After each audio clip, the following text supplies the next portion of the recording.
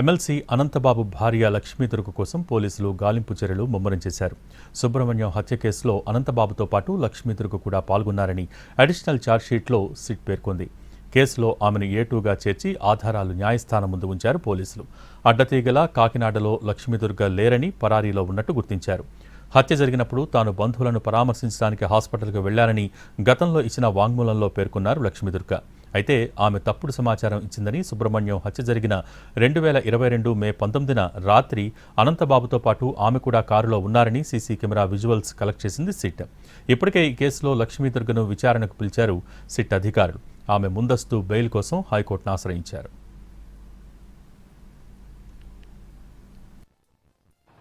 Driver Subrahmanyam హత్య case పునర్విచారణకు సంబంధించి sit విచారణ వేగవంతం చేసింది. ఇప్పటికే ఈ కేసులో అనంతబాబు భార్య లక్ష్మీదుర్గను ఏటూగా సిట్టు దానికి సంబంధించి అడిషనల్ ఛార్జ్షీట్లో పేర్కొంది. దానికి సంబంధించి రాజమండ్రి ఎస్సీ/ఎస్టీ అట్రాసిటీ కేసులో దానికి ఏదైతే అనంతబాబు భార్య లక్ష్మీదుర్గ కూడా ఈ హత్య కేసులో ఉన్నారని దానికి సంబంధించి పోలీసులు అడిషనల్ ఛార్జ్షీట్లో పేర్కొన్నారు. దానికి అనుగుణంగానే ఇప్పటికే ఎమ్మెల్సీ అనంతబాబుకు సంబంధించి బెయిల్ పిటిషన్ రద్దుకు సంబంధించి సుప్రీంకోర్టులో పెండింగ్ ఉంది. దానికి మరొక వైపు ఎమ్మెల్సీ కూడా ఈ కేసుకు సంబంధించి పునర్విచారణ అవసరం లేదని సుప్రీంకోర్టుకు ముందుకు తీసుకుని వెళ్లారు. దానికి అనుగుణంగా సుప్రీంకోర్టు కూడా చాలా స్పష్టంగా చెప్పింది.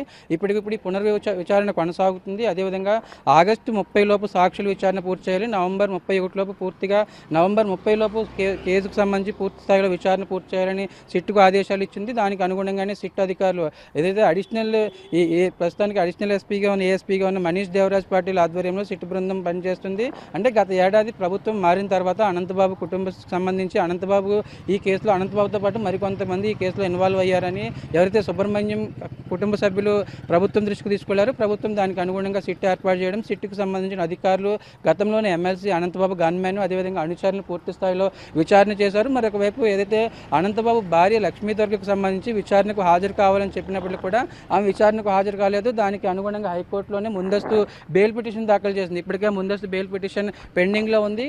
అంటే అనంతబాబు అదేవిధంగా అనంతబాబు భార్య లక్ష్మీదుర్గ కూడా ఈ హత్య కేసులో పాల్గొన్నారు. గతంలో ఏదైతే ఆమె వాంగ్మూలం ఇచ్చింది, సిట్ అధికారులు కావచ్చు అదేవిధంగా పోలీసు అధికారులకు వాంగ్మూలం ఇచ్చారు.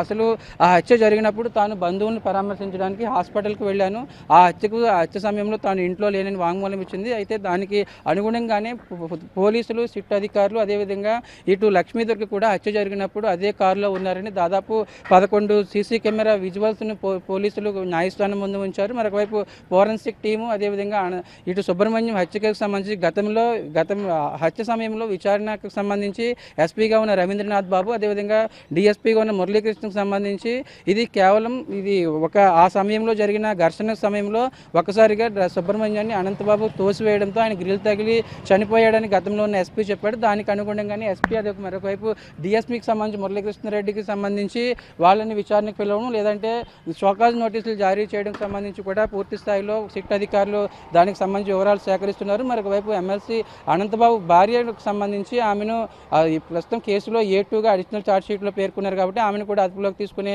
అంశాన్ని ఇటు సిట్ అధికారులు పరిశీలిస్తున్నారు. సుబ్రహ్మణ్యం హత్య కేసుకు సంబంధించి ఏదైతే 2022 మేలో జరిగిందో ఈ హత్య కేసుకు సంబంధించి పూర్తి స్థాయిలో ఫోరెన్సిక్ ఆధారాలు అదేవిధంగా దానికి సంబంధించి ఆయన ఒంటిపై గాయాలు పూర్తి స్థాయిలో డేటా సేకరిస్తుంది. మరొక వైపు అనంతబాబుతో పాటు అనంతబాబుకు సంబంధించి భార్య కూడా ప్రస్తుతం కేసులో ఇన్వాల్వ్ అయ్యారని సిట్ అధికారులు తమకు సంబంధించి అడిషనల్ ఛార్జ్షీట్లో పేర్కొన్నారు కాబట్టి దానికి అనుగుణంగానే పూర్తి స్థాయిలో లక్ష్మీదుర్గ అదేవిధంగా ఇంకా ఎవరైనా ఉన్నారా అనే కోణంలో అవసరమైతే మరికొంతమందిని విచారణ చేస్తామని సిట్ అధికారులు చెప్తున్న పరిస్థితి.